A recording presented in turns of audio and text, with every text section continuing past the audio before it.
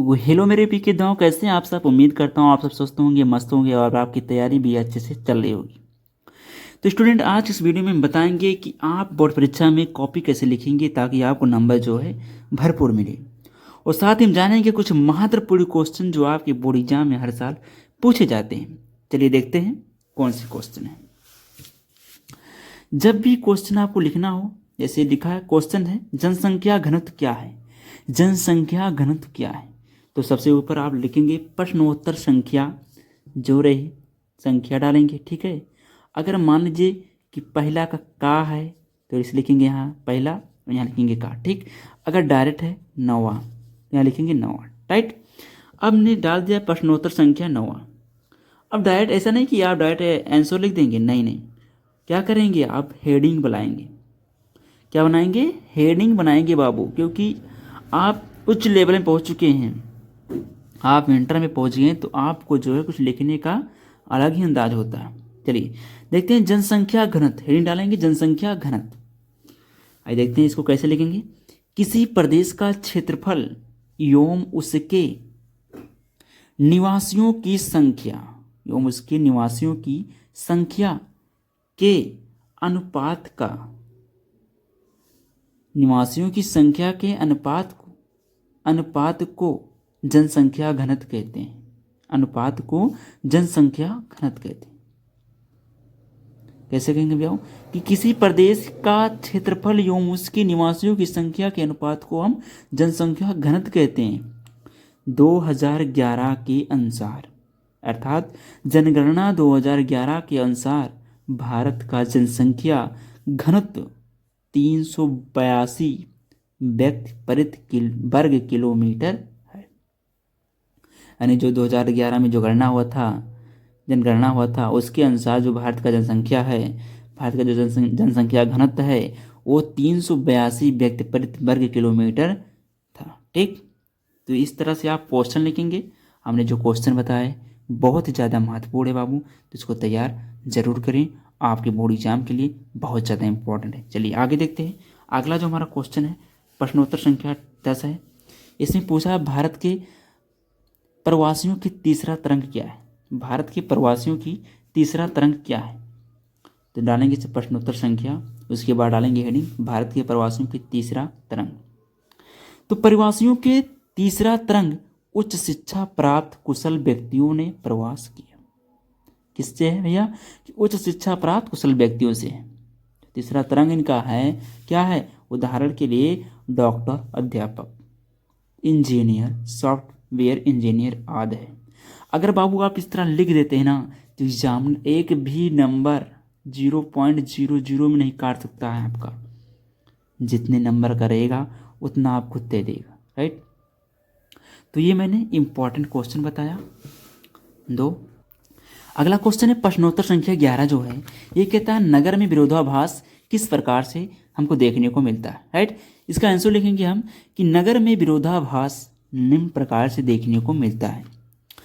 First point है, नगर में विभिन्न प्रकार के वर्गों के लोग रहते हैं। नगर में विभिन्न प्रकार के वर्गों के लोग रहते हैं। अगला पॉइंट है, नगर में कई प्रकार के धर्म के लोग रहते हैं। क्योंकि भारत क्या है? भारत एक धर्मनिरपेक्ष देश है। भारत विविधताओं में भी एक है। यहाँ पर देखते हैं कई प्रकार की जातियाँ, कई प्रकार के धर्म, फिर भी भारत एक है।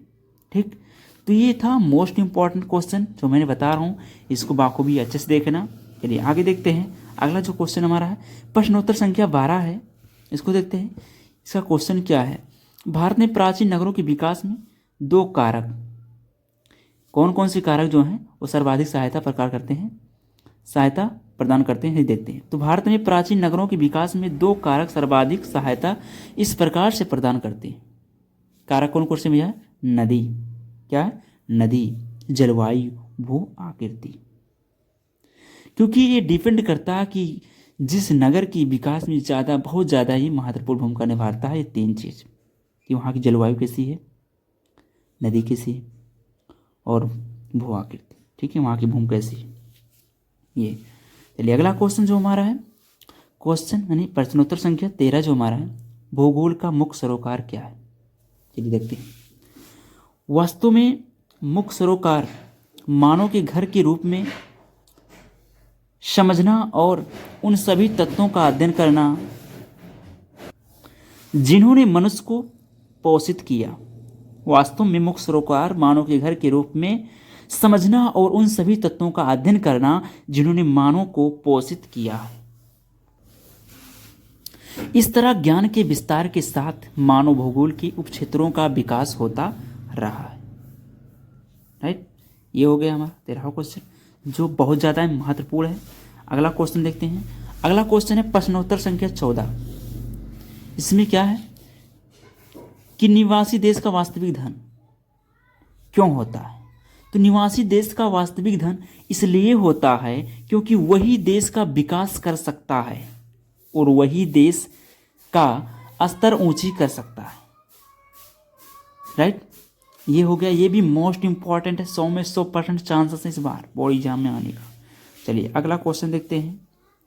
अगला क्वेश्चन है प्रश्नोत्तर संख्या 15। विश्व में प्रतिकूल लिंगानुपात के उत्तरदायी 2 कारण बताएं। तो बाबू इसे लिखना है इसमें, विश्व में प्रतिकूल लिंगानुपात के उत्तरदायी 2 कारण इस प्रकार से हैं। पहला है स्त्री भ्रूण हत्या, स्त्री शिशु हत्या, स्त्री के प्रति घरेलू हिंसा। ये है लिंगानुपात के प्रतिकूल उत्तरदायी 2 कारण थे। हमने 3 कारण बता दिया, आपको जो अच्छा लगेगा वही आप अपने एग्जाम में लिख देना। ठीक, तो ये सब क्या है बाबू, मोस्ट इंपॉर्टेंट क्वेश्चन है सब। ठीक, तो मैंने बता दिया 5 जो है मोस्ट इंपॉर्टेंट क्वेश्चन थे, इसको मैंने बता दिया।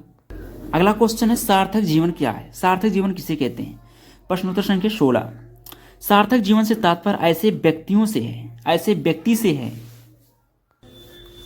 जो स्वस्थ हो और क्षमता बढ़ाने की योग्यता रखता हो, एवं समाज में सहयोगी हो तथा अपने उद्देश्य को पूरा करने में स्वतंत्र हो, उसी को सार्थक। तो मैंने जितना भी क्वेश्चन बताया सब के सब बहुत ज़्यादा महत्वपूर्ण है। तो आई होप आपको हमारा ये वीडियो पसंद आया होगा। तो प्लीज़ हमारे इस वीडियो को लाइक से सब्सक्राइब कर हमें सपोर्ट जरूर करें। तो आज के लिए इतना ही, मिलते हैं नेक्स्ट वीडियो में। तब तक के लिए पढ़ते रहिए, मस्त रहिए। जय हिंद, जय भारत।